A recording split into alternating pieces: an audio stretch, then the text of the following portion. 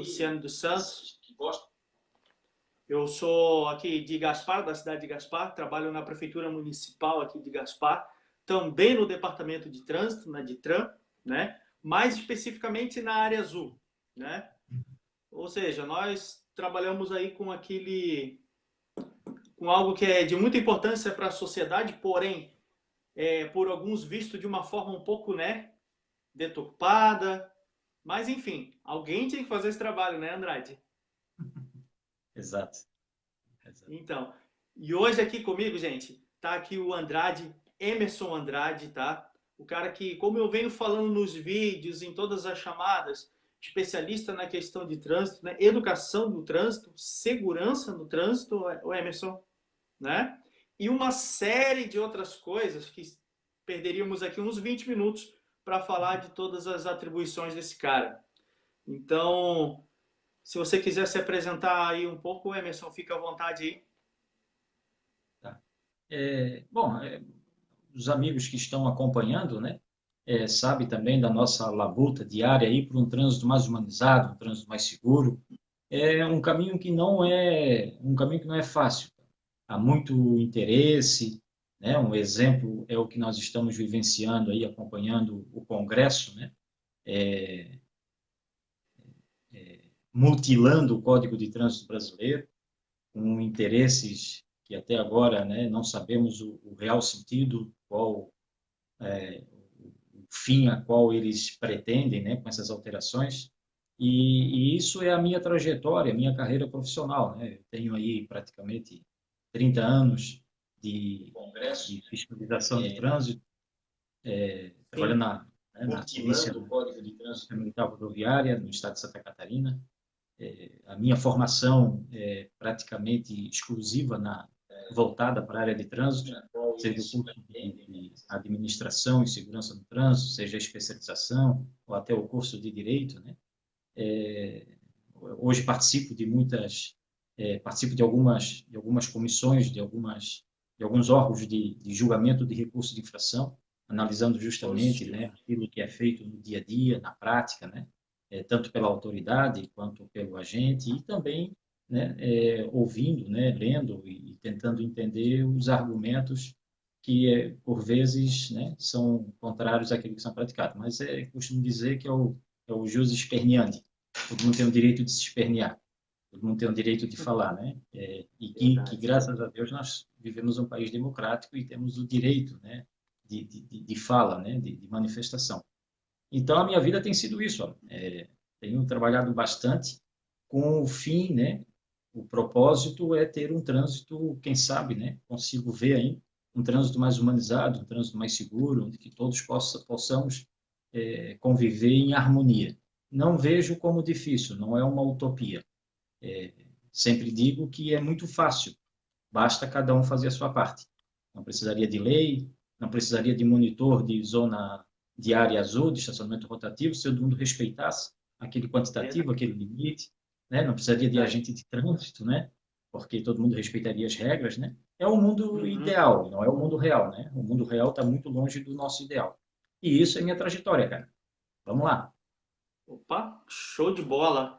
Ô, Andrade, tu tocou num ponto aí muito, muito crucial para tudo isso também, para a gente entender, né?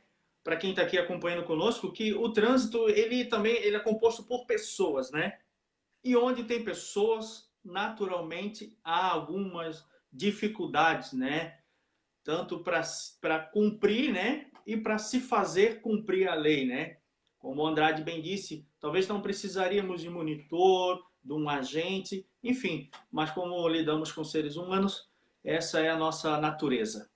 Andrade, eu sei que você é um cara muito bem argumentado para falar sobre qualquer tipo de assunto que esteja, né, relacionado ao trânsito, ao CTB. Tu é um cara muito técnico, né? Eu já percebi isso nas outras lives que eu acompanhei.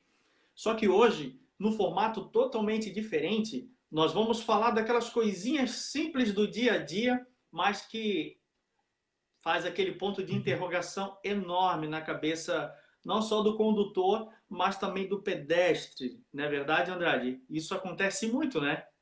Ótimo. Não, a tua excelente excelente sacada, Alan. Trazer esses aspectos, né? Tentar desmistificar, né, as regras gerais de circulação e conduta. Isso é excelente, cara, né? Certamente não é só dúvidas minhas também, né?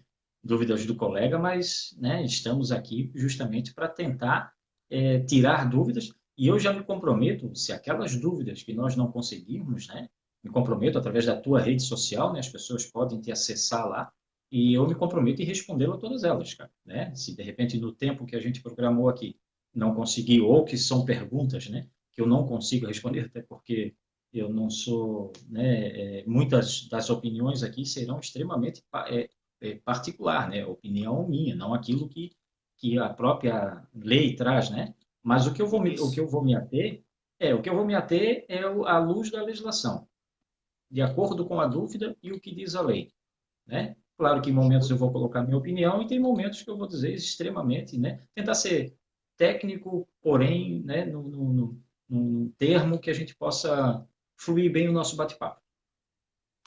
Show de bola. Você falou muito bem da questão do CTB. Quando se fala em lei de trânsito, algumas pessoas, elas às vezes se furtam, né, até mesmo de conversar, por conta da complexidade que é o CTB, né? Isso nós não podemos negar, né, Andrade? O CTB ele é dinâmico, evolutivo, tanto é que quem trabalha com essa área, que é o seu caso, tem que estar constantemente lendo e relendo, porque as coisas mudam muito, com uma velocidade muito grande. Talvez seja esse o principal fator das maiores dúvidas das pessoas, né? Hoje, olhando para o CTB que nós temos hoje, o Código de Trânsito Brasileiro, há algum outro Código de Trânsito que você tenha conhecimento em que você diz assim, esse de país tal, ele é um pouco mais próximo daquilo que o nosso no Brasil poderia ser?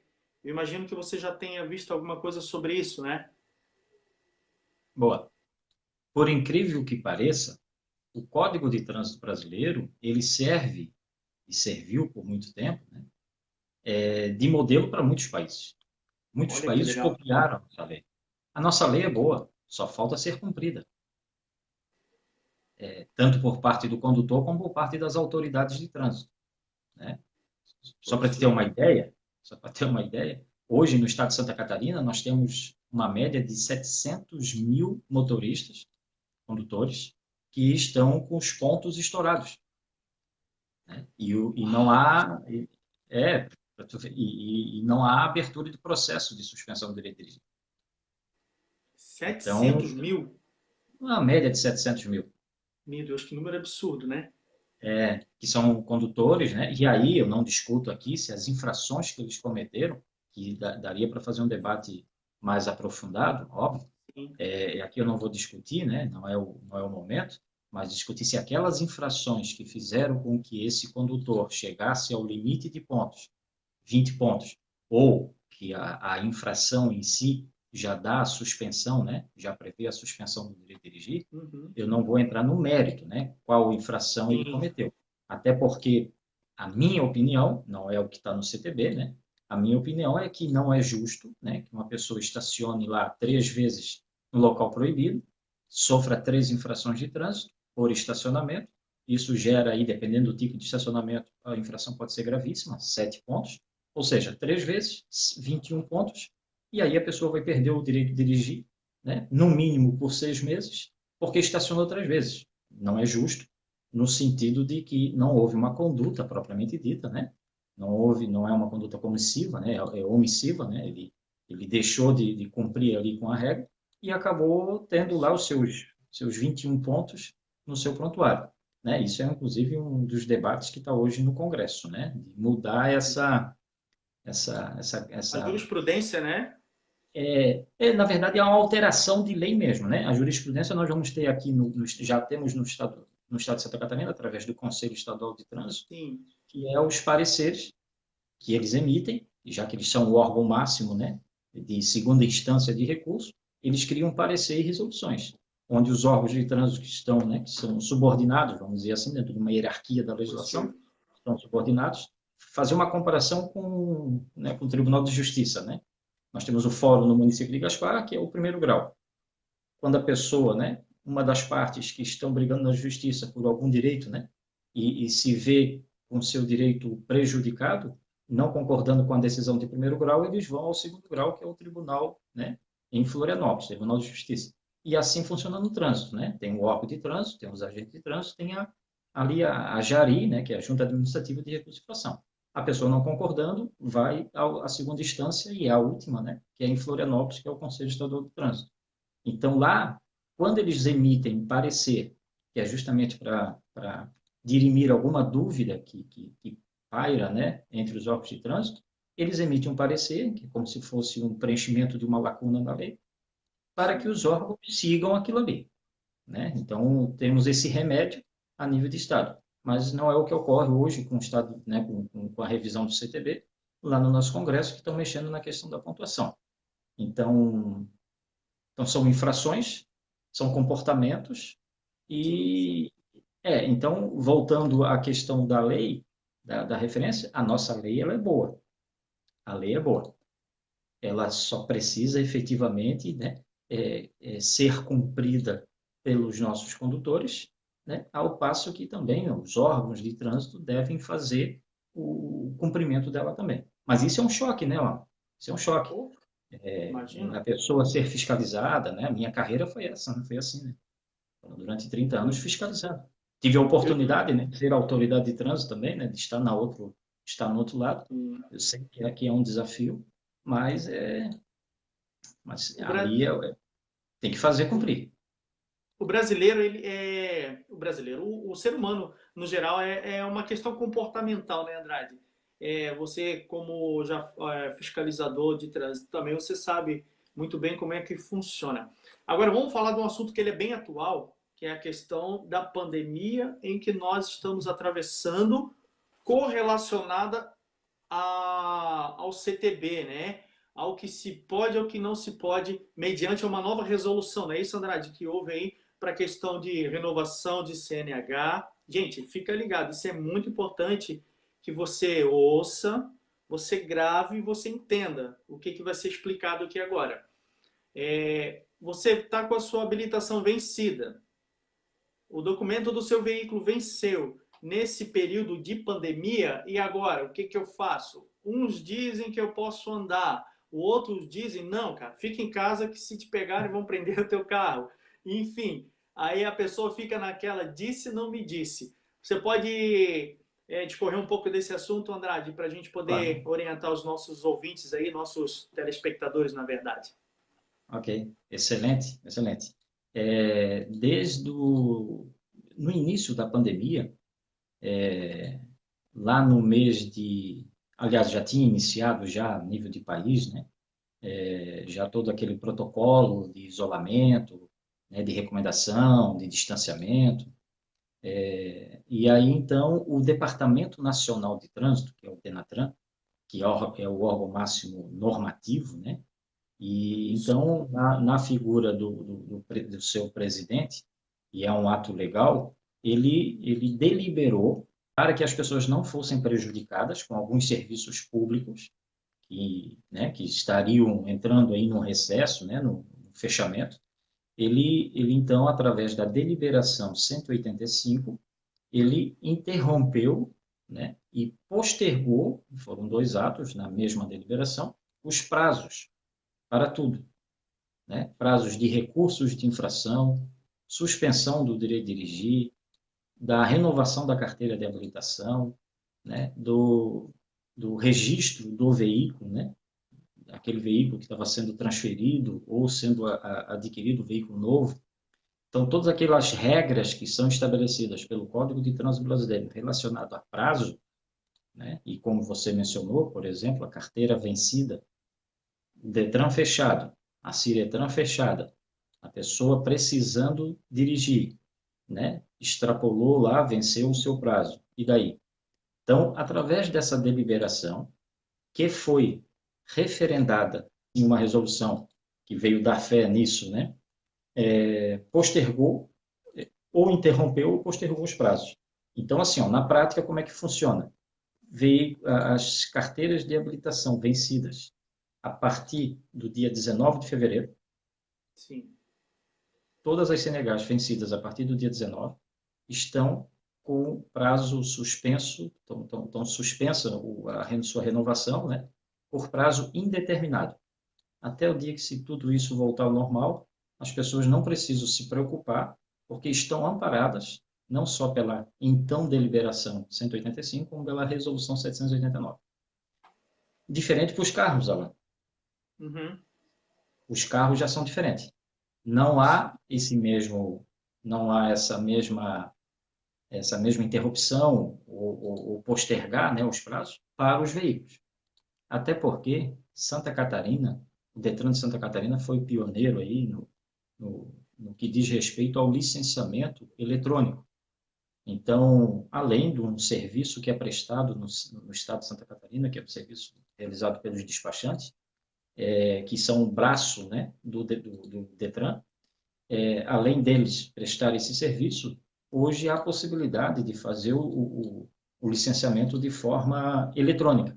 Então, a partir do momento que a pessoa, né, quitar todos os seus débitos, né, quitar a taxa de licenciamento, o IPVA, né, se tiver multas, né, a pessoa tem que pagar todos esses débitos, né, e a partir do momento que ela tiver no seu smartphone, tiver no seu telefone, o aplicativo do Detran Digital, automaticamente isso vai ser renovado.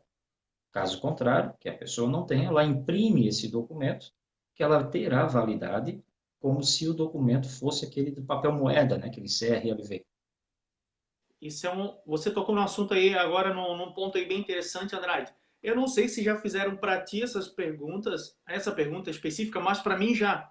Por exemplo, a pessoa fez, né, os pagamentos das vias e tal, e agora o documento digitalizado ali no smartphone.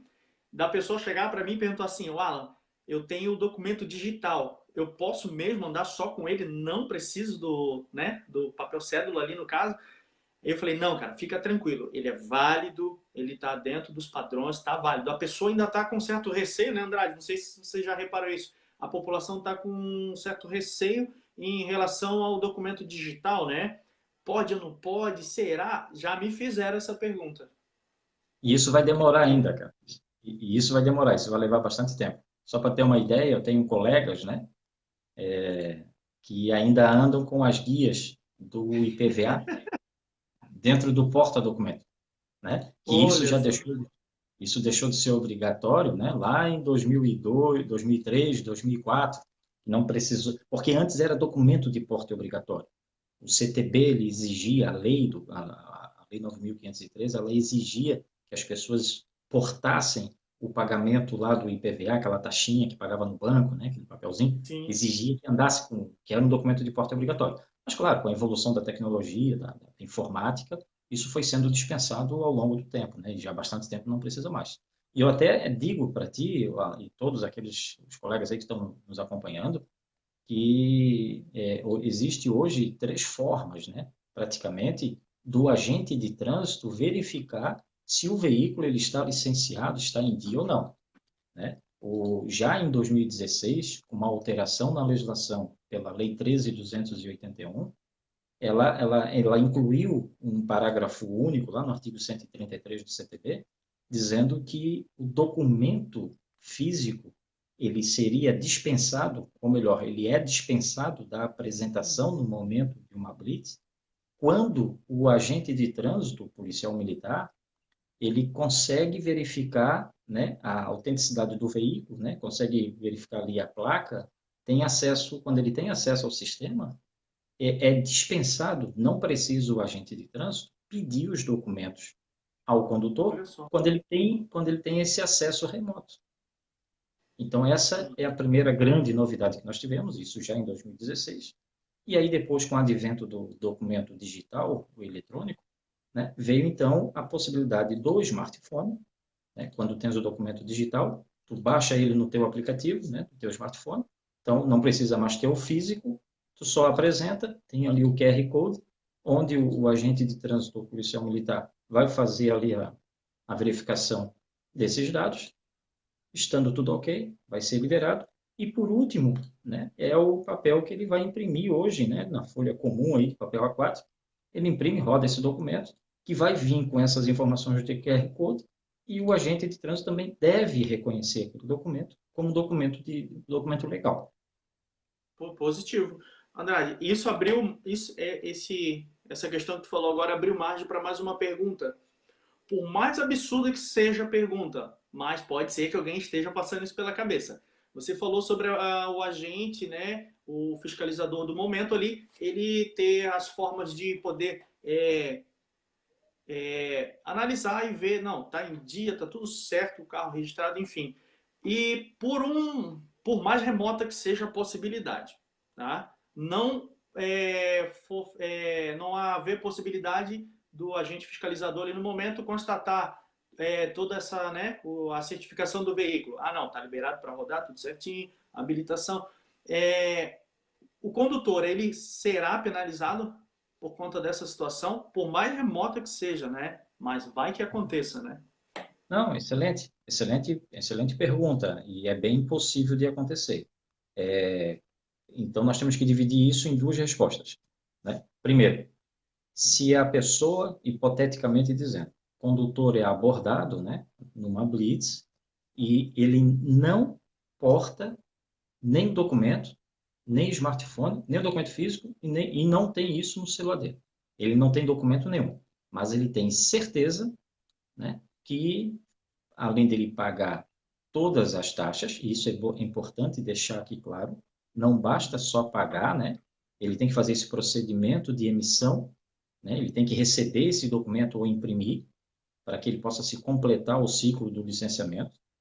Né? E aqui, é regra geral, tá? Porque tem as exceções. Tem veículo a gás, que precisa passar por uma vistoria, tem os veículos que são modificados, né? E aí são exceções, que tem que se levar em consideração também. Mas vamos imaginar uma situação hipotética, o condutor é abordado pelo agente de trânsito, ele realmente ele fez o licenciamento do veículo, do ano em curso, só que ele deixou esse documento em casa. Foi abordado pelo agente de trânsito, o agente de trânsito pede os documentos de porte obrigatório, ele vai dizer, olha, esqueci o documento em casa. Ok. Se o agente de trânsito tem acesso ao sistema do Detran, se ele tiver acesso, se ele é um local que ele tem acesso, ele vai consultar, ou via rádio, ou via telefone, vai consultar. Se for constatado que o veículo está licenciado, ok, o cidadão vai seguir viagem. Agora, se ele foi abordado, mesma situação, ele deixou o documento em casa, está tudo licenciado, ele tem certeza que está licenciado, mas ele foi abordado em um local que não tem comunicação, e aí não é difícil na cidade de Gaspar, né? Às vezes pega um local de sombra, né? Que não tem comunicação via rádio ou telefone celular, e aí sim, aí ele está sujeito, aí dispensa aquela exceção do Código de Trânsito, dele ser dispensado o porte, aí ele vai ser cobrado, vai ser exigido, até porque não tem como atestar, e aí é razoável que a gente pense também que o agente de trânsito, o policial militar, não tem uma bola de cristal. Ele não tem como saber se aquele veículo, já que ele não tem comunicação via rádio, ele não tem como certificar, não sabe saber, não vai conseguir saber se a procedência daquele veículo, se aquela pessoa diz ser a quem ela é e de que forma que ela tem a posse daquele veículo.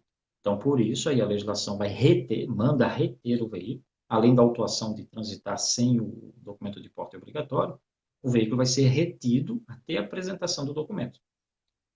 Positivo. Então, A segunda situação é que a pessoa é abordada, ela mostra o seu smartphone ou aquele papel, folha de papel A4 com QR Code, e não sei se eu entendi a pergunta, mas que de repente o agente de trânsito, o aplicativo dele não esteja funcionando. É isso? isso mesmo. Aí é um problema do agente de trânsito, é um problema do Estado ou do município, né? Tem que ter condições de trabalho. O cidadão não pode ser exigido mais daquilo que está na lei. Então, ele fazendo a apresentação do smartphone ou do papel, que representa ali o CRLV, né? Se ele está demonstrando, apresentando aquilo que a lei exige, se o Estado, né, o município, o Estado que eu me refiro, a União, os entes, né? União, Estado ou município. ele não disponibilizou ou o aplicativo, o smartphone está com algum problema técnico, o condutor não pode ser prejudicado de ser impedido de continuar dirigindo com aquele veículo, conduzindo, né, tendo a sua trajetória interrompida. Tem que ser liberado. Conta e risco. Perfeito. Perfeito. Ô, Andrade, tá aparecendo aqui muita pergunta aqui, cara. Interessante, diga-se de passagem. Já que o objetivo da live é esclarecer quem está do outro lado da tela, né, nos acompanhando, então já quero diante aqui já deixar avisado para ti que está acompanhando. Galera, se querer compartilhar, fica à vontade. Por quê? São esclarecimentos que é de interesse da sociedade em geral. Você que é condutor, você que é ciclista, você que... Nós vamos tocar nesse assunto aí. É uma relação muito estremecida aí, condutor e ciclista, né? Sim. E você que é pedestre, então fica à vontade, vamos compartilhar para a gente alcançar o máximo possível de pessoas. O André Lima, Andrade, ele pergunta aqui o seguinte, a pergunta dele é interessante. É um texto aqui, né? Ele diz assim, ó, estive alguns dias atrás debatendo com colegas a relação de segurança entre ciclistas e automotores à luz do CTB. A responsabilidade dos automotores é maior sobre a circulação. Porém, vemos os ciclistas invadindo as pistas, andando lado a lado, gerando uma condição de risco, verdade, muita situação, gerando uma condição de risco, perturbando a mobilidade dos autos. Qual a opinião dos senhores? Qual a opinião dos senhores? Há uma conduta mais sensata a cobrar de ciclistas ou não? Vocês concordam que a responsabilidade deve estar mesmo apenas no automotor? O André Lima fez essa pergunta. Ô, André Lima, obrigado aí pela contribuição aí, pela pergunta. Bom, o CTB é claro no que diz respeito às regras gerais de circulação e conduta. Volto a dizer, né, volto a citar o que o Alan perguntou no início do nosso bate-papo, quando ele questionou se a lei, né, se há lei boa, se há alguma referência boa a nível de mundo, né, que poderia ser utilizado pelo país, né, em algum lugar que funciona a lei de trânsito. E eu disse que o Código de Trânsito Brasileiro é uma boa lei. Inclusive, ela serve de referência, serviu e serve de referência para muitos países. E, inclusive, né, no nosso CTB, há a previsão legal de normas gerais de circulação e conduta. O que falha no Código de Trânsito é a falta de, efetivamente, né, de aplicação da pena ou da penalidade, né, das infrações de trânsito, tanto para ciclista como para pedestre. Mas eu penso, e aí uma coisa é o que está no CTB, né, dentro das normas, só para citar, dentro das normas gerais de circulação e conduta, o CTB é bem categórico, ele é até romântico, muito bom, né, na forma que ele foi desenhado em alguns aspectos, né, ele é muito bom. Ele fala aqui, inclusive, de que o veículo de maior porte tem que se comportar de tal forma que proteja o de menor porte. Então, imagina, né, o veículo, o condutor de um caminhão, o condutor de um ônibus, se comportando de forma, né, a proteger o condutor do automóvel, o automóvel se comportando, né, de uma forma que proteja o motociclista, né, e aí o motociclista, o ciclista, para que todos possam proteger o ser mais vulnerável, né, no trânsito, que é o pedestre. Então, todos têm que ter uma conduta de cima para baixo, né, do maior para o menor, para proteger os mais vulneráveis, né? E aí é o pedestre e o ciclista. Isso na teoria, porque na prática, se aquilo que está escrito fosse cumprido, Brasil não seria um dos líderes, né, em morte por acidente de trânsito. Inclusive agora, durante a pandemia, né, nós temos aí um índice, aqui na região, inclusive de Blumenau, aumentou significativamente o índice de acidente de trânsito com vítima. E justamente num período de pandemia, né, de isolamento social, de diminuição de veículos, né, de pessoas nas vias públicas, mas enfim. Então, o interessante, e aí respondendo ao André, é que a responsabilidade é mútua. A responsabilidade é mútua. O que falta, e aí é o meu ponto de vista, é que assim, vamos ver se o André concorda ou não, né? está com ele, mas para tirar a carteira de motorista, uma CNH, né, todo candidato deve passar por um processo de formação. Né? Para quem está nos acompanhando e, e é habilitado, né, tem a sua CNH, sabe do processo que foi feito, né, de aula do CFC, né, do própria entrevista com a psicóloga, né, vejo que a professora, a psicóloga Marga está acompanhando nós aí, foi uma das primeiras colegas, inclusive, a fazer a live comigo, né, então um abraço para a Marga, que é psicóloga e tem né, até sugiro aí o aula aí para conversar com ela qualquer hora dessa aí. Então, para o condutor, há todo um regramento para tirar a CNH. Dentro desse regramento, ele tem as aulas de legislação de trânsito, aulas de direção defensiva, aulas de primeiros socorros, aulas de relacionamento interpessoal, né? Vai ter aula prática, para então, somente após esse processo, ele então ter definitivamente, né? Aliás, ele vai passar ainda por um período de 1 ano, né? de aprendizagem, né? Para depois disso, completando esse ciclo, né? Essas exigências, ele vai então ter a sua carteira nacional de habilitação. Ponto. Para o motorista, há regras, sim, há conhecimento, é ofertado conhecimento. Agora, para o ciclista e para o pedestre, o que ele tem de formação ou de informação relacionada às regras gerais de circulação e conduta. A lei, e aí é uma crítica, né? Uma crítica da forma que se está ocorrendo, né? Da forma que se está, do jeito que está sendo tratado o Código de Trânsito Brasileiro. Então, para tirar a carteira, o condutor ele tem obrigatoriamente que passar por esse processo. O Código de Trânsito Brasileiro faz previsão, inclusive, de regras para ciclista e para pedestre. Regras estas, não só de comportamento, mas também de punição, prevendo medidas administrativas e ainda aplicação de multa. Mas como que o pedestre e o ciclista vão conhecer dessas regras se não há educação para o trânsito nas escolas? Não há uma exigência para o ciclista, quando ele vai comprar uma bicicleta, não há exigência e nem vem manual brasileiro de ciclista, o manual brasileiro de trânsito, de comportamento de ciclista. Tu compra um automóvel zero, é uma exigência do CTB, que dentro do veículo, né, vem um manual do condutor, manual do veículo e um manual com regras de trânsito. Pode pegar qualquer veículo mais recente aí. Ele, quando tu adquire, ele vem com essas normas, né? O mini código de trânsito, regras de direção defensiva, primeiros socorros. Mas o ciclista, quando ele adquire a bicicleta, ele só compra a bicicleta. Aliás, eu vou até um pouco mais além, que quando nós, principalmente os pais que estão aí assistindo, né? Ou os pais, né? Nós também fomos crianças, né?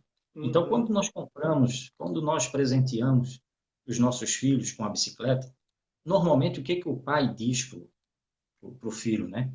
Ó, ou para a filha, ó, toma cuidado, hein? Anda na calçada que é mais seguro. E a bicicleta não é o lugar da bicicleta a calçada, é a via pública. Tem regra para isso. Só que a gente já ensina as crianças, e aí vem toda essa... Por que nós ensinamos dessa forma? Porque a gente não teve lá, as pessoas não tiveram essa parte da formação, da educação, de comportamentos. Então a gente já ensina as crianças, ó, anda na calçada, ó, anda na contramão que é melhor, porque tu vai ver os veículos. Tu já A criança constrói cresce, essa ideia, né? Na criança, né? A criança vai crescer, vai virar um adolescente, né? Vai virar um jovem e vai continuar andando do jeito que ele aprendeu quando criança. Não há regra. E se ele não for um dia, essa criança, esse jovem, né? Se um dia ele não for tirar a carteira de habilitação, que não é nenhuma obrigatoriedade, é uma opção da pessoa tirar ou não a carteira, né? E um poder do Estado de conceder o direito de dirigir ou não, né? Desde que ele preenche os requisitos mínimos ali, né? Ele nunca vai saber as regras, ele nunca passar por um centro de formação, ele nunca vai saber as regras de circulação e conduta do pedestre e muito menos do ciclista. Então, o que para este, e aí respondendo o André, não é tão simples assim, André, simplesmente dizer que tem quem culpa, de quem é a culpa, né, se é do motorista ou do ciclista, mais do que isso, eu dizia que a culpa é do Estado, por não promover a educação para o trânsito conforme está no Código de Trânsito Brasileiro. A educação para o trânsito, ela deve ser ofertada, ela deve ser efetivamente, né, ofertada desde as séries iniciais. É verdade. Isso não é de hoje, isso é desde 1998. Ou seja, 22 anos, já se passaram 22 anos, que o Código de Trânsito diz, a lei diz, que a educação para o trânsito deve ser, né, exercida desde as séries iniciais até o ensino superior, né, para justamente que as pessoas possam entender, seja ele habilitado, se vai tirar carteira de habilitação ou não, a educação para o trânsito deve ser incentivada e deve ser exercida dentro das escolas, dentro do ambiente escolar. E com o passar do tempo, né, criamos gerações meio revoltadas, né, que não, né, a educação de berço foi se perdendo com o passar do tempo, né? É porque quando a educação ela já vem de berço, cara, não precisa educação para o trânsito, né? Se a pessoa tem educação já de berço, respeita os mais velhos, respeita o par, respeita o amigo, respeita o mais novo, o mais velho, né? Tem essa preocupação, esse respeito mútuo, cara, acabou, né? Se a A educação educação já para o é, trânsito, se a a educação já educação é para algo o nato, trânsito né? Se já for a algo educação. nato dele, o trânsito se torna mais uma vertente da educação que ele já tem, né? Se torna A mais uma educação, vertente.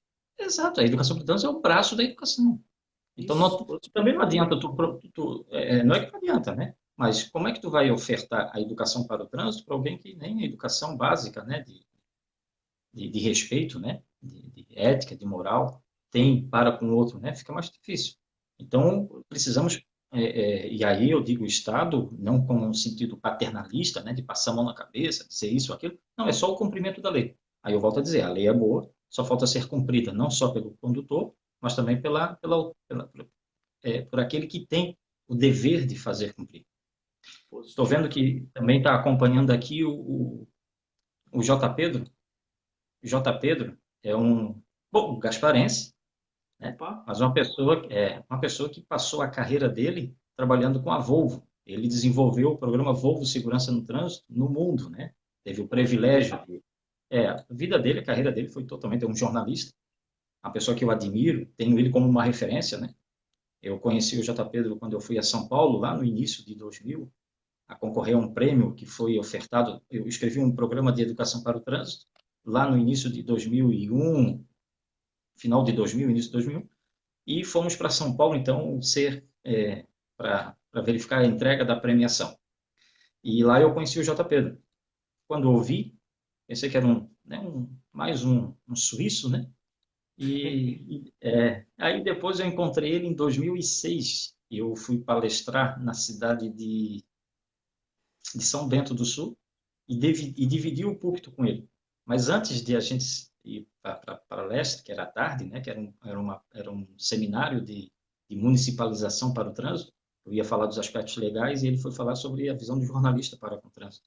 Nós estávamos almoçando e aí eu disse para ele que em 2000 eu tinha acompanhado, tinha ido a São Paulo, daí ele disse, que bacana. Aí ele perguntou de onde que eu era. Eu disse, eu sou de Florianópolis, mas eu estou, né, lotado hoje na cidade de Gaspar, trabalhando na cidade de Gaspar, e trabalhei bastante tempo aí. E aí ele assim, eu sou de Gaspar. Eu disse, tá de sacanagem comigo, tá de brincadeira, né, pô? Pensei, não é, tá, né? Mas não, eu sou gasparense, sim. Então, Legal. inclusive na prefeitura de Gaspar tem o Gabriel Corrêa, que é sobrinho dele, da Ah, cultura. sim, Então, sim, sim. um Legal. abraço aí pro J. Pedro Corrêa. Inclusive, ele escreveu um artigo agora, está no LinkedIn, li hoje o artigo dele, sobre o ponto cego no trânsito. Faz aí Que uma interessante. comparação espetacular com relação à alteração da legislação. Uma excelente contribuição para o trânsito no país. Tem Com alguns livros, certeza, também, sim. alguns livros dele. Mas vamos Se, lá. se tu tem dado referência, eu tenho certeza que sim. Eu confio muito. Olha, a gente está com uma enxurrada de perguntas aqui. Vamos ver se a gente consegue fazer um bate-pronto nas perguntas? Vamos lá. Vamos lá, então. Só quero dar uma pincelada quando você respondendo a pergunta do Lima, é a questão comportamental e a construção, né, na mente da criança de comportamentos, claro, que são contrários ao que né, seria o correto. Eu fui fazer trabalhos sobre o Maio Amarelo com a MT Silva, aqui de Gaspar, que você conhece muito bem. Uhum. Um abraço para o nosso amigo Silva.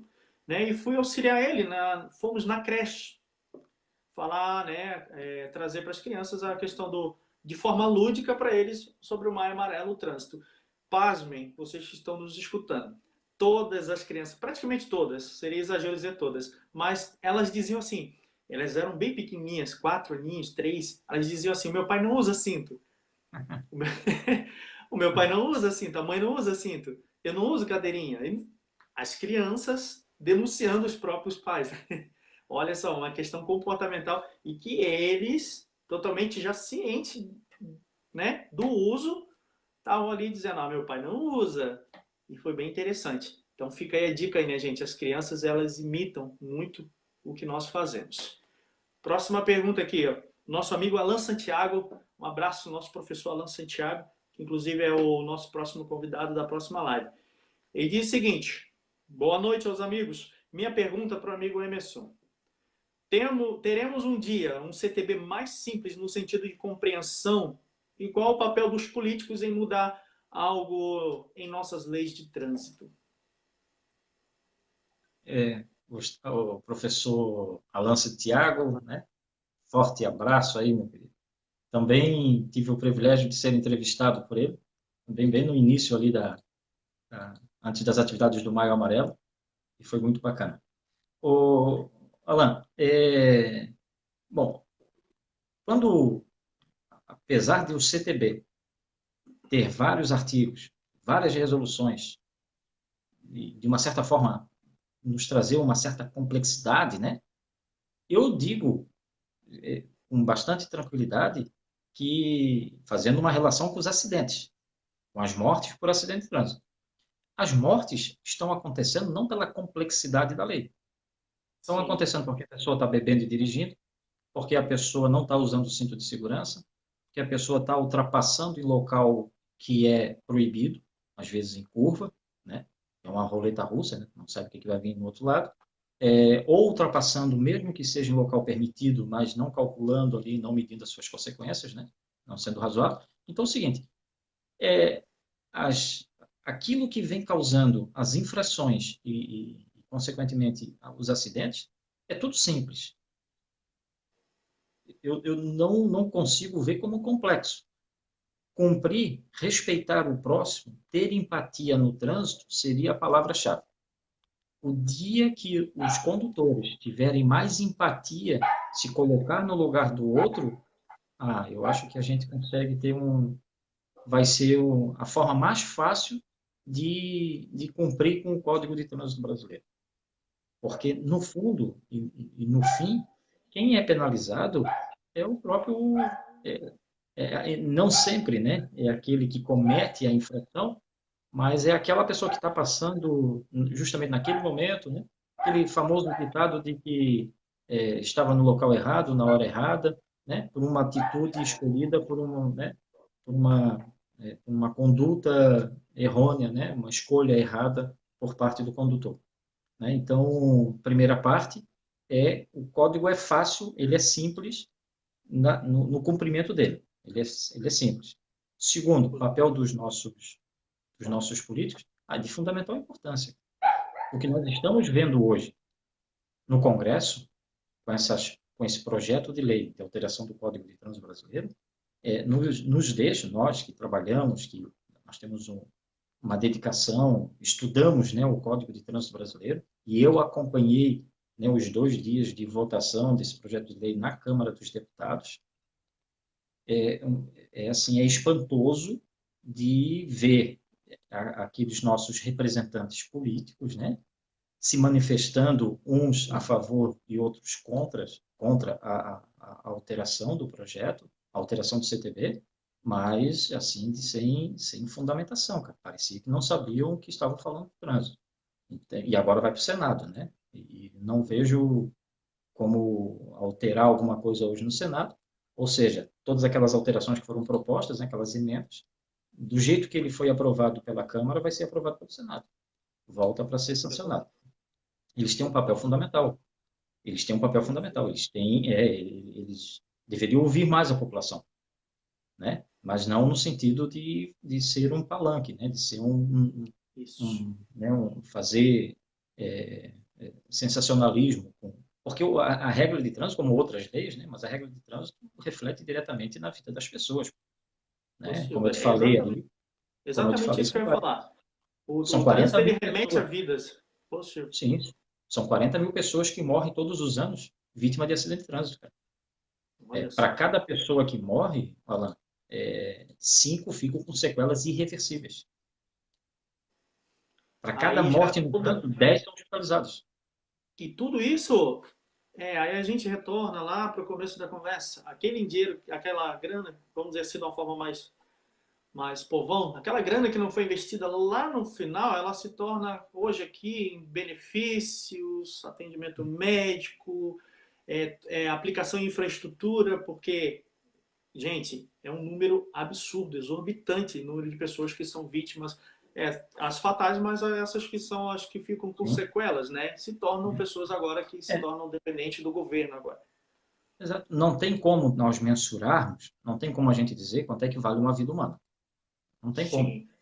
Não tem como. Só aquela pessoa que perde, só o familiar, o pai que perde o filho, né, a mãe que perde o filho, ou o filho que perde o pai, perde a mãe, vítima de acidente de trânsito, é que sabe o valor daquela vida, né, da perda daquela vida, do sentimento, isso vai carregar o resto da vida. E durante 30 anos eu passei por isso, né, atendendo essas tragédias, tendo que informar para um ou para outro, né, que lamentavelmente aquela vida foi interrompida, né, por motivos outros ali, né? Então, assim, ó, só aqueles estão. Mas o custo social de um acidente de trânsito, o custo para a população de um acidente de trânsito, isso é mensurável. Isso o Instituto de Pesquisa Econômica Aplicada, que é o IPEA, ele fez um estudo, criou uma metodologia, né, para apurar, para poder mensurar o valor do custo do acidente, e chegou a cifras assustadoras, tirando o valor sentimental, mas colocando ali as cifras, né? Cada morte no trânsito para o país pode variar, dependendo da metodologia aplicada, do valor de R$ 150 mil a Meu quase Deus. R$ 450 mil. Agora tu pega um custo desse, isso é para os cofres públicos, né? Cada morte dessa que custa vou usar o exemplo dos R$ 150 mil, isso é custo que o Estado tem, a União tem, então, é dinheiro que não vai vir para a educação, é dinheiro que não vai vir para a saúde, é dinheiro que não vai vir para a segurança pública, não vai vir para a infraestrutura. Então, é Porque um muito alto. acidente ele envolve um acidente, por menor que seja, são dois envolvidos apenas no acidente de fato, né? Mas o amparo que se tem por volta desse acidente é gigantesco. Que aí você mobiliza a ambulância, um paramédico, o departamento de trânsito para controlar, né? Enfim, é toda uma estrutura que gera esse número aí de cerca de cento e Isso. cinquenta mil, que é. Além do dano psicológico daquelas pessoas que assistem à tragédia. Não digo nem a vítima direta, a vítima indireta. Aquela pessoa que vê um acidente de trânsito é traumático, cara. Né? É chocante. Verdade. Então, e isso dá para resolver isso, Alan?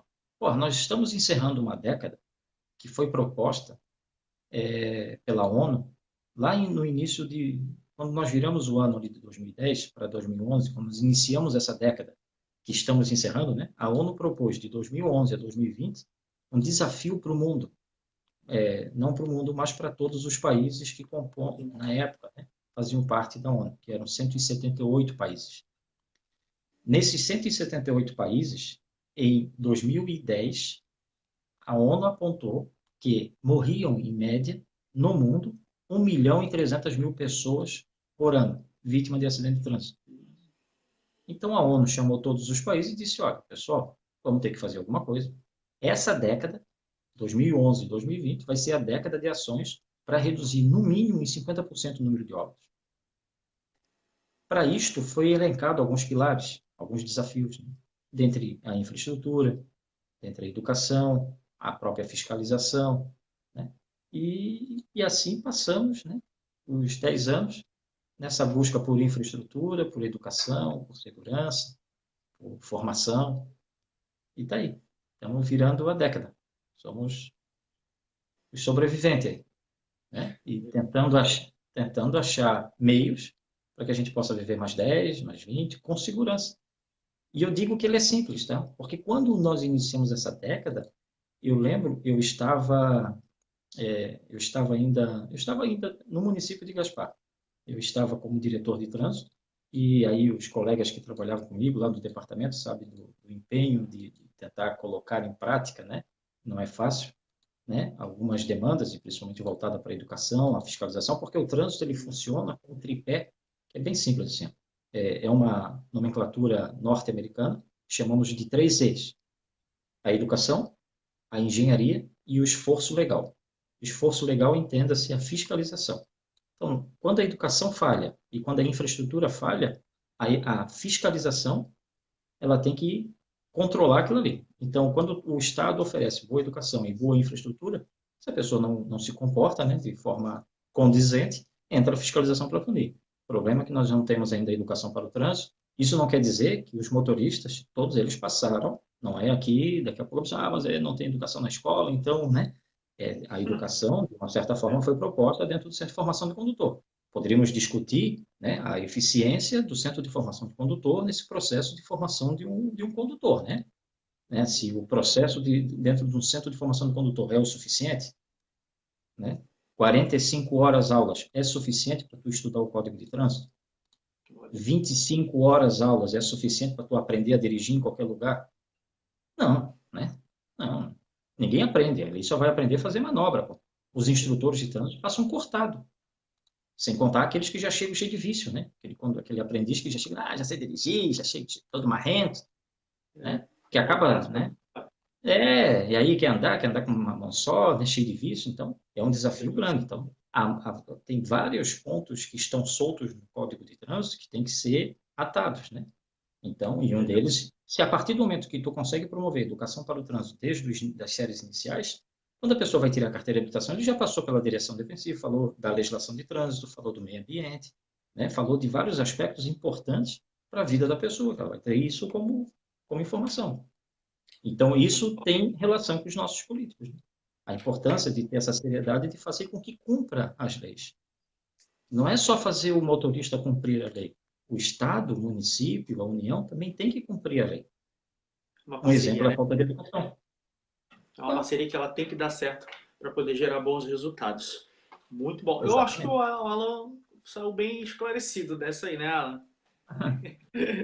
Olha aqui, a gente tá cheio de pergunta aqui. Tem uma pergunta aqui, ela é um tanto quanto engraçada, mas ela é muito questionada. Eu, eu digo que eu sou muito questionado por essas coisas também, porque como as pessoas sabem, o Alan trabalha no Detran lá e tal, me perguntam algumas coisas e tal. Essa é uma delas, Andrade. Talvez para ti também, para os nossos amigos aí que estão acompanhando, que trabalham com a questão do trânsito, em qualquer vertente que seja, também já tenha escutado essa pergunta. Olha só, é o Elcio Schiller. Existe a possibilidade de fazer uma fiscalização mais intensa às motos com escape aberto, evitar tanta desordem e desconforto quando eles passam, às vezes, em altas horas e fazendo aquele barulhão que é o famoso randandandan. Meu Deus do céu! Essa é a pergunta do Elcio. Ô, Elcio, obrigado também, meu querido, meu brother, tem um carinho especial aí pelo Elcio. Claro que sim, né? Claro que sim, pode ir. O problema é que a fiscalização de trânsito não consegue estar em todos os locais, né, que se necessita. Mas, a partir do momento de um planejamento estratégico, né, o gestor de trânsito, através da informação vinda da comunidade, sabendo que em determinado local, em determinado horário, há essa incidência de prática de infração de trânsito, né, cabe ao gestor, né, a fazer um planejamento para desenvolver ações para coibir isso, porque me parece uma coisa pontual, né? Daqui a pouco é num determinado bairro, né, numa determinada rua, e uma determinada pessoa que insiste em ter um comportamento diferente, né, do senso comum. Então, perfeitamente sim, mas é uma questão de gestão, né, e de órgão de trânsito, seja ele qual for, né? desde os órgãos federais até o municipal, né? Mas eu vejo que é uma forma de combater isso através da fiscalização, não tenho dúvida alguma, né? Até para fazer essa pessoa se conscientizar. O que eu não concordo, né? E eu sou um defensor assíduo, né? Da fiscalização, que para estes casos a abordagem ela é fundamental. Não vai surtir efeito só, né? Como diz aí no linguajar popular, né? Só canetear sem fazer a devida abordagem. Tem que abordar esse cidadão, tem que desenvolver, tem que abordar, tem Seguir que todos os fazer. processos, né, Andrade? Toda a Não, sequência, né? até porque a fiscalização, Alan, e o Elcio também, e todos que estão aí nos acompanhando, né, o papel punitivo, porque a multa é o remédio amargo, né, que é dado àquela pessoa que comete a infração de trânsito. A multa é o último recurso. Então, claro, cometeu. Todo mundo sabe se está cometendo infração de trânsito ou não. Né? Vai ser difícil tu encontrar alguém que diz, mas eu não sabia que isso era infração. Vai ser difícil, mas pode acontecer. Na grande maioria, como eu já falei, em relação principalmente com as tragédias, elas sempre, todo acidente de trânsito que eu atendi, quando eu faço o croquis, faço o levantamento quando eu fazia o levantamento do local do acidente de trânsito, que nada mais é fazer uma fotografia do local para a futura perícia ou até reconstituição da cena, né, do crime, como foi feito várias vezes, solicitado pelo Poder Judiciário. Então, quando a gente faz esse levantamento, a gente desconstrói o acidente, até para poder entender aquilo ali. Né? Eu tenho um colega que é perito que ele diz que ele conversa com a cena do acidente, ele conversa com o local. Então, o técnico, o perito, o policial, ele conversa com a cena, então, para ele poder entender o que aconteceu. E, para toda tragédia de acidente de trânsito, por trás dela tem uma infração, tem uma conduta, né, contrária às regras normais, às regras gerais de circulação e conduta. Então, a abordagem ao condutor infrator para ser efetivamente, né, para lavrar o auto, porque não é o agente de trânsito que multa, né? Tudo bem, mais tarde até pode ser transformado na multa. Ele vai lavrar um auto de infração para dizer o que ele flagrou naquele momento. Então tem um efeito pedagógico. Quando tu aborda, além do auto de infração que tu aplica, tem um efeito pedagógico, porque tu faz cessar aquela prática. E não adianta encher o cara com 10, 20, 30 multa, se o cara vai passar todo dia na frente da casa do Elcio, por exemplo, se é uma situação dele particular. Não vai adiantar nada. O cara, daqui a pouco a multa, essa moto, já é uma moto que não está nem licenciada, já não está nem no nome dessa pessoa.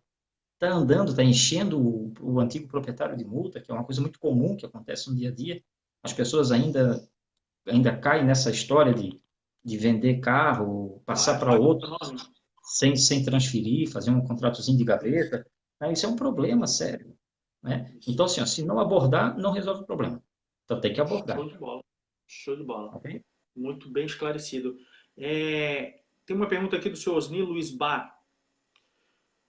No caso da falta do cinto de segurança, é necessário que o agente pare o infrator para notificá-lo e fazê-lo colocar o cinto? Ou basta simplesmente notificá-lo sem parar o infrator? Se o agente não parar o infrator, essa notificação é nula? Essa também é clássica, né, Andrade? Uhum. Essa pergunta é clássica. Primeiro eu quero dizer para o Osni, atrasado, mas vai meus parabéns para ele. Né? Ele fez aniversário, se não me falha a memória, acho que foi ontem ou essa semana. Então, o seu Osni, parabéns. Ele é nosso presidente emérito, né, do Fórum Municipal de Segurança Pública, que é aqui no município de Blumenau, da qual eu faço parte. Tenho um carinho especial por ele, pela forma que ele conduz os nossos trabalhos ali. É um líder comunitário, além da Associação dos Conselhos de Segurança aqui do município. Cara, espetacular. Obrigado pela pergunta, Osni. Até parece de sacanagem, né? Ele, o Elcio, estão fazendo pergunta para deixar aqui em saia justa. Né? Não, excelente pergunta. E eu vou dividir assim, ó, o Alan e o Osni. Existem veículos, para determinados veículos, a abordagem ela é fundamental. Existem veículos que eles são ainda daquela época que os cintos eram só abdominais. Então, a abordagem nestes casos é fundamental para poder se certificar se a pessoa estava ou não. Hoje, com o advento da Resolução 371, que é o Manual Brasileiro de Fiscalização de Trânsito, trouxe para cada tipo de infração uma conduta ou uma exigência a ser observada pelo agente de trânsito. Então, até o advento da Resolução 371, regra geral era abordagem, a exceção tinha que ser colocada no campo de observação. Então, não tinha um rol taxativo, quais infrações tinham que ser abordado ou não, com exceção, obviamente, de carteira vencida, né? Como é que tu vai saber se não aborda, né? De embriaguez, como é que tu vai saber se está embriagado ou se está sob efeito de álcool ou droga, se tu não aborda, né? Carteira vencida, não tem como se não houver abordagem. Mas a questão do cinto de segurança, então ela é permitida a não abordagem, é perfeitamente possível lavrar um auto de infração sem a abordagem. Todavia, deve o agente de trânsito colocar no campo de observações do auto de infração todos os motivos, não só do porquê que não foi possível abordar, não adianta escrever qualquer coisa, tem que ser coisas que, né, que justifiquem, não adianta explicar, tem que justificar, né, que justifique a não abordagem, além do que a situação flagrada. Tem que trazer detalhes. Se o condutor estava sem o cinto, não estava colocado o cinto de forma correta. A fivela, detalhes, né? A fivela estava ainda na coluna do veículo, então foi visivelmente para ter certeza de que a pessoa não estava, porque na dúvida não deve ser autuado. E aí eu penso, né, que os nossos agentes de trânsito, os policiais militares, policiais rodoviários estaduais ou federal, né, não vão autuar na dúvida, né? Eles só autuam na certeza. Mas pode ter falhas, pode ter erros, claro. Qual é o local para discutir isso? Ou na defesa da autuação junto à autoridade de trânsito, ou no recurso, né, à JARI, que é a Junta Administrativa de Recursos de Infração. Né? Então, mas respondendo ao Osni, ao seu Osni, é perfeitamente possível lavrar um auto de infração por deixar o condutor de usar o cinto de segurança. Porém, é uma obrigação do agente de trânsito circunstanciar nos autos, né, no auto de infração, por que não abordou e qual foi a conduta flagrada. Não basta dizer só que o condutor deixou o condutor de usar o cinto. Isso já é o tipo da infração. Mas qual foi a conduta? O que ele viu ali? Positivo. Show de bola. Muito bem esclarecido. Tem mais uma pergunta do Alan Santiago que ela é bem interessante, mas antes eu quero fazer uma pergunta que ela já estava aqui para mim poder falar sobre isso, que com certeza é uma dúvida de muitas outras pessoas, né? Então a gente pode dar uma pincelada nela lá, dar uma passeada. Uma prática que é muito comum, Andrade, no Brasil, é a questão da transferência de pontos, né? Ok. A tal da transferência de pontos, né? Uma pessoa me perguntou assim, o Alan, porque antes da gente de fato fazer a live, eu conversei com muitas pessoas sobre ela e eu falei assim, cara, qual a tua dúvida sobre o trânsito? E as pessoas me faziam várias perguntas e uma delas foi essa. Transferir pontos, se eu não era o condutor no ato da infração, no momento da infração, é crime? Vamos lá. Repete para mim, ela, faz favor. Chegou cortado aqui. Positivo. A questão da transferência de pontos, né? Tá. Da habilitação. Uma pessoa me perguntou, né? Porque eu conversei com ela, perguntei se ela tinha alguma dúvida e ela fez exatamente essa pergunta. Transferência de pontos, né? Mediante a infração. Se eu não era o condutor do momento, mas eu fui lá e deixei me indicar como condutor infrator. Isso é Ótimo. crime? Claro, claro, é crime. É crime. Nós vivemos um problema de Uma falsa identidade. comunicação, né? Falsa de comunicação em documento público, né? Que ela está colocando ali, Isso. está dando fé ali, né? Uma falsidade ideológica, né? Ela está se passando por uma outra pessoa, que não foi ela, né? O órgão de trânsito, tão logo tenha certeza disto, né? Que há uma suspeita, né? Na verdade, uma suspeita de uma falsidade dessa, uma falsidade ideológica, deve comunicar à autoridade policial, polícia judiciária, para que se então se instaura um processo, né? Um inquérito policial para apurar a responsabilidade. E deve ser feito isso. Até porque nós vivemos um problema seríssimo, e eu digo aqui que é uma prostituição do prontuário. Positivo. Bela colocação. Há uma prostituição. As pessoas estão vendendo o prontuário para poder receber multas aí das pessoas que são mais infratoras, né? Não, isso é... Além de ser crime, além de ser ilegal, é imoral, pô. O objetivo do Código de Trânsito, quando ele estabeleceu os pontos, é justamente para nivelar as pessoas iguais, dizer que todos são iguais perante a lei. Porque a questão financeira, nós temos infrações de trânsito que vão desde R$ 85, pode chegar a 3, aí multiplicado lá por 20, a 6, multiplicado por 60, né? A infração gravíssima de R$ 300 pode ser multiplicado por 60, pode chegar a R$ 18.000. Para uns, bem pesado, para outros, nem tanto. Quem tem um poder aquisitivo melhor aí, né? Vou falar aí de um Neymar da vida, né? Tem um poder aquisitivo, uma vida tranquila, né? Do Sim. Cristiano Ronaldo, né? Cara, o que é 18 mil? Pô? Talvez nem sabe o que é R$ 18.000. Mas os 3 pontos na carteira dele têm o mesmo peso do que os 3 pontos na minha carteira.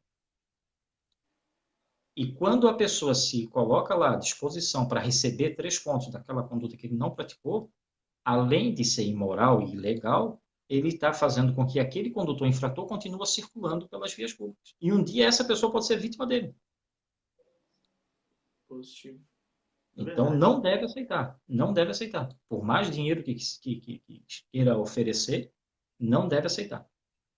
Vamos Né? mudar essa prática, né, gente? Não, não, Vamos, não, não. né? Se começar desde já, talvez a gente consiga alcançar aí mais à frente um resultado mais positivo em relação a isso.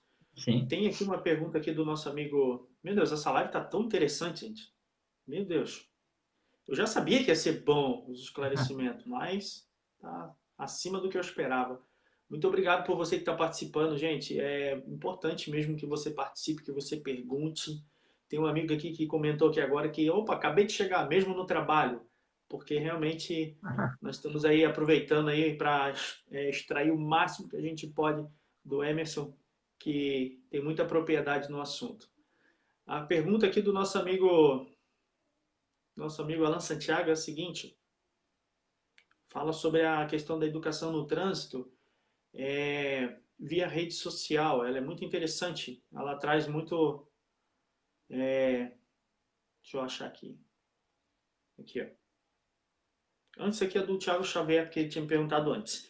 Como reter um documento digital em infração que não possa ser sanada no local? Isso aqui nós respondemos antes, né? Sobre a possibilidade ou não, né?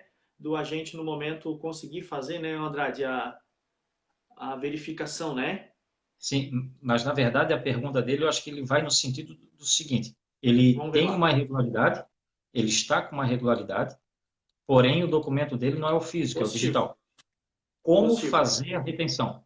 Isso. Como fazer a retenção do documento, né? Isso, Se ele é digital. positivo. Desculpa o erro ali. Hoje, não, que é isso. Hoje ainda o Detran está esquentando a cabeça com isso, né? O setor de TI, Aham. né? Cabe lá ao Detran e ao próprio município, né? Até porque eles, através do convênio, eles acabam contratando lá o sistema do CIASC, do Detranet. Então, cabe, né, a próprio Acerco, né, o governo federal, né, o Denatran, desenvolver dentro do sistema que já existe, essa que eu vejo que para mim é simples, né? Claro, não sou técnico em informática, né? Né, mas eu penso que ali é só um Y e um X, né? Que vai criar essa ferramenta de criar uma tarja vermelha lá, por exemplo, né? Quando for consultado de novo, vai dizer, ó, o veículo teve o seu documento digital retido, né? Enquanto isso não acontecer, não tens como penalizar. Tiago Xavier, se é o mesmo que eu estou pensando, é um amigo lá de Criciúma, acho que é um agente de trânsito, pessoa do bem aí, bom, todos, né? Então, sabe que essa dificuldade que os agentes estão tendo com essa nova ferramenta, né? Foi colocada à disposição já da população, mas não tem essa retaguarda, né, do recolhimento. Infelizmente, não vai ter como reter por falta de capacidade técnica, né? O cidadão não vai ser prejudicado por isso. Mas cedo lá, mais cedo já vai ser disponibilizado via sistema para todos os agentes de trânsito. Gente, eu quero aqui também já dar o nosso boa noite aqui, estendendo um cumprimento aqui o nosso amigo o terceiro sargento Bonin, que é instrutor do ProERD aqui, entrou aqui via, né, perfil da sua esposa, a Dorli também um grande abraço, que inclusive é diretora na mesma escola onde minha esposa é professora. Então um abraço para esse casal querido. Tivemos uma live aí há uns dias atrás que foi muito interessante, o Bonin esclareceu muita coisa sobre o ProERD. Um abraço, Bonin, fica aqui meu abraço para ti. Então, a gente já está chegando para o final, mas acho que mais duas perguntas a gente vai encerrar. Eu queria ficar horas aqui, mas não vai rolar, né, hoje. Vou marcar um segundo round desse negócio aí, cara. Boa, boa. O Alan Santiago diz assim, se me permite mais uma pergunta, dá para usar as redes sociais para agregar conhecimento aos condutores do Estado? Os meios de comunicação dos órgãos de trânsito deveriam realizar lives como estas para explicar, ensinar, etc. Emerson, dá para fazer isso? Ajudaria? Qual a opinião dos amigos? Eu vou ser reto e direto. A minha opinião, sim. Jogo para ti. Não, claro que sim, cara. É o que nós estamos fazendo, cara. É o que nós estamos fazendo. Se eu consigo, um ser, um vivente, né, um simples mortal, né? Se nós conseguimos fazer com que a informação chegue aí nos nossos, né, nas casas dos nossos colegas, aí, dos nossos amigos, né? Das redes sociais, né? Até estourou lá no meu Facebook, os 5.000 lá, que as pessoas estão pedindo, eu vou ter que criar um novo perfil. Como diz um amigo meu, novo Facebookson, né? Para ter uma intimidade que é tremenda. Vai ter que fazer um novo ali, porque tem pessoas que eu não... A grande maioria são pessoas relacionadas a trânsito no país, ou por cursos que eu andei dando, palestras que eu fiz pelo país afora, ou são pessoas que a gente vai conhecendo nas redes sociais. Olha a amplitude que tem as redes sociais. Quanta coisa boa a gente está conseguindo fazer nesse momento de pandemia. Olha quantas lives, enxurradas de lives. Olha só como a gente conseguiu explorar uma ferramenta que já existia, mas não era explorada, não era utilizada. Né? Só que, e aí a pergunta do professor Alan, do Alan Santiago, eu vou deixar inclusive no ar como provocação. Como provocação. Se nós, simples mortais, estamos conseguindo fazer, por que as autoridades de trânsito não estão? A pergunta tem que ser feita para eles. É verdade. Né? Com toda a estrutura, né, que eles têm, né, com toda a estrutura financeira, influência, enfim, é uma estrutura monstro, macro, né? A nossa micro. Então, sim. Seria excelente que a diretora de trânsito, né, do Estado de Santa Catarina, a doutora Sandra, né, que é a diretora do Departamento Estadual de Trânsito, abrisse um canal, né, as polícias, de repente, né, na parte da fiscalização, abrisse canal. Inclusive, semana que vem, na quinta-feira, eu vou ter justamente uma live também com o Coronel Gomes, comandou Gaspar, comandou Lages, aqui em Blumenau recentemente. Nós vamos falar justamente sobre a importância da Polícia Militar na fiscalização de trânsito, né? O papel deles na fiscalização. Vai ser bastante interessante. Então, assim, fomentar isso e aproveitar essa oportunidade, e até acho que nós estamos conseguindo fazer, nós que eu digo, né, sociedade, com a própria agora, com esses decretos de afastamento, né? Onde a educação está sendo por vídeo monitoramento, está sendo na educação à distância, a Secretaria de Educação está conseguindo, dentro das suas limitações, obviamente, né, a desenvolver esse processo continuado de ensino-aprendizagem. Quem sabe aí sirva de modelo, né, e provoque as nossas autoridades a aproveitar esses meios, né? Nós temos tanta live aí com o prefeito, né, falando sobre a atual conjuntura, especificamente do Covid. Quem sabe cria um canal de comunicação que é simples, barato, não precisa fazer contratação de nada, né? É simples, barato, é só ligar, colocar, convidar a outra parte e está aqui. Ó. A gente não precisa estar em contato propriamente dito, estamos respeitando as regras colocadas pela Secretaria aí de Saúde, né? Diante dos afastamentos, né? Diante desse pedido de isolamento. E então dá para a gente evoluir bastante. Eu acho que essas ferramentas, rede social, né, bem aproveitado e com credibilidade, vai ajudar esse processo de educação não só com criança, mas com adultos, em todos os lugares. Excelente. Show de bola. É um caminho. Nós queremos chegar, uma coisa que está bem definido, Alan, nós queremos chegar em algum lugar. Esse lugar é o trânsito mais humanizado, mais seguro. Qual é o caminho que nós vamos ter que seguir para chegar até lá? É o caminho da educação, do conhecimento. A pesquisa gera conhecimento. É O verdade. estudo, o estudo e a pesquisa, ela gera conhecimento. Nós É temos verdade. que, nós temos que nos dar essa oportunidade. Show de bola. E assim, com o advento da tecnologia, eu acho que o caminho a se tomar seria esse, né? A tecnologia, né? Para a gente se informar cada vez melhor. Então, para a gente encerrar aqui, então, quanto tempo já no ar aí, ô Andrade? Olha, eu nem sei acompanhar isso, cara, mas já, acho que a 1 hora já estourou faz tempo, né? Meu Deus do céu, cara. Se é no Instagram, já tinha expulsado a gente. Já tinham corrido com nós de lá, mas tá interessante porque a galera tá acompanhando, tá participando, e isso Legal. faz com que o negócio fique dinâmico e a gente vai Isso, metendo ficha daqui. Ô, Nadi, o extintor de incêndio, né, que hoje ele se tornou facultativo, né? exato. Ah, aí fica aquele ponto de interrogação, como sempre, né? Da questão do uso ou não uso, tenho ou não tenho, porque há pessoas que dizem assim, só para garantir eu vou colocar o meu, apesar de ser facultativo. Então, ele cai naquela condição de que, já que está ali, Uhum. né, esteja em bom estado de conservação, validade, apto ao uso, enfim. Dá para a gente escorrer um pouco sobre esse assunto? Sobre essa. Dá? Sim, dá, tranquilo. A partir do momento que ele foi desobrigado em determinados tipos de veículo, não tem que exigir nada. Uhum. Não tem que exigir nada. Tu não pode cobrar algo que a lei acabou de dizer que é uma opção da pessoa em ter ou não. A partir do momento que é uma opção, se ela vai manter dentro do carro, e eu particularmente mantenho os extintores, né, ativos dentro do carro, né, em condições de, mas não porque é uma infração de trânsito, e sim porque eu preciso, numa situação de princípio de Claro. incêndio, eu possa estar utilizando. Agora, a legislação, inclusive, essa dúvida que deve ser de muitas pessoas, nós temos um parecer aqui no estado de Santa Catarina, que aí, como o amigo falou no início sobre a jurisprudência, né? Nós temos um parecer do Conselho Estadual de Trânsito, acho que é o 319, lá de 2016. Foi recente, assim que alterou Uhum. a Resolução 556 de 2015, e aí com essa novidade gerou dúvidas, né, Isso.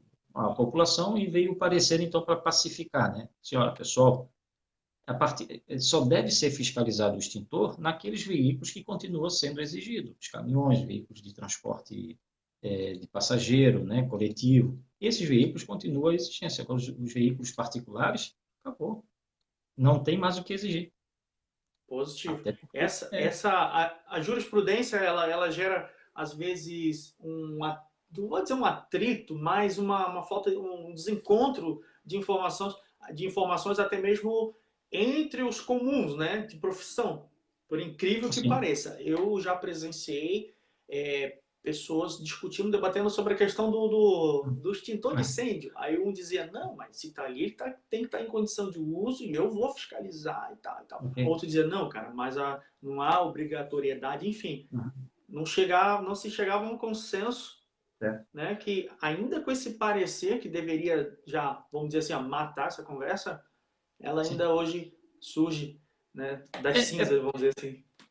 porque, assim, ó, se ainda persiste por parte de algum órgão de fiscalização a autuar alguém por isto, e se a pessoa recorrer, mesmo que ela não ganhe em primeira instância, mas quando chegar lá no Conselho Estadual de Trânsito, né, mesmo que a autoridade de trânsito chancele, não deveria, né, porque quando o agente da autoridade de trânsito lavra uma auto de infração, a autoridade de trânsito, ele tem, talvez não na prática, não faça isso, né, mas é uma obrigação dele verificar a consistência e a regularidade do auto de infração.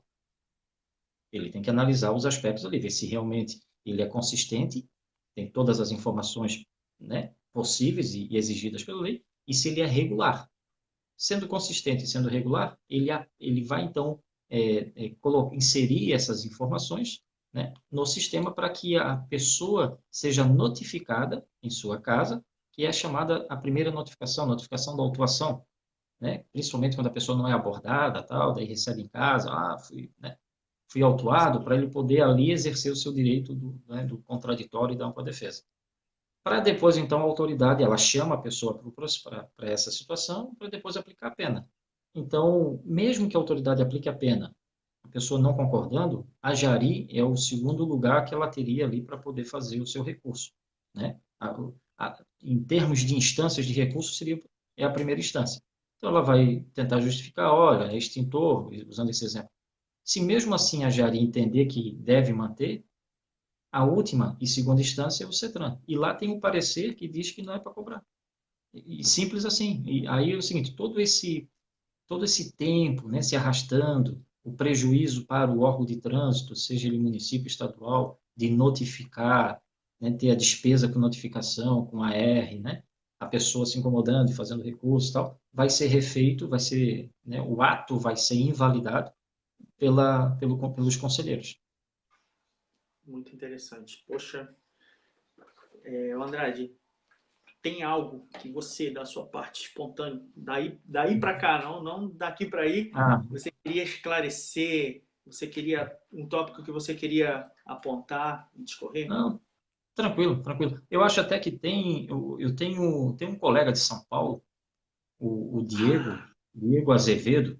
Ele mandou durante o dia ele mandou assim, quero participar, mas se eu não conseguir chegar em tempo e tal, mas assisto depois a live, né? Mas era a respeito de uma conduta, de regras gerais de circulação e conduta. Isso. Ele relata uma situação que o condutor está numa avenida separada por canteiro central, né? E o condutor quer fazer a manobra à esquerda no cruzamento.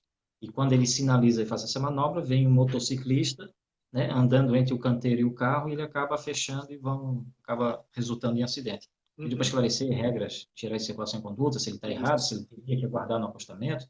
Enfim, assim, de uma forma resumida, né, tentar dizer que nessas situações, quando nessa rua, quando nessa via, sempre que ela for provida de acostamento, toda vez que eu tiver o propósito de cruzar a via, eu devo aguardar no acostamento. Então, independente se é rodovia estadual, rodovia federal ou uma via municipal.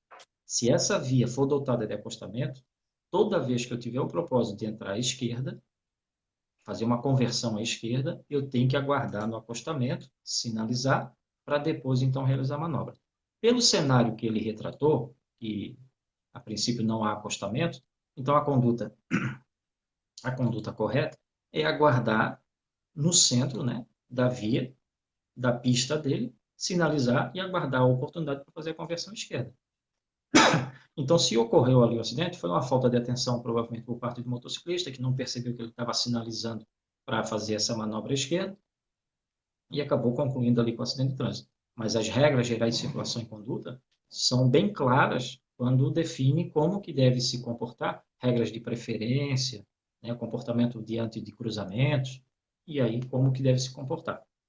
Acho que seria isso. Demais, né? Te agradecer aí pelo convite. Esperamos, né, que as perguntas, né, tenham sido respondidas, né? Se não todas, né, manda para o ar, depois aí a gente faz aí um bem bolado aí para poder responder.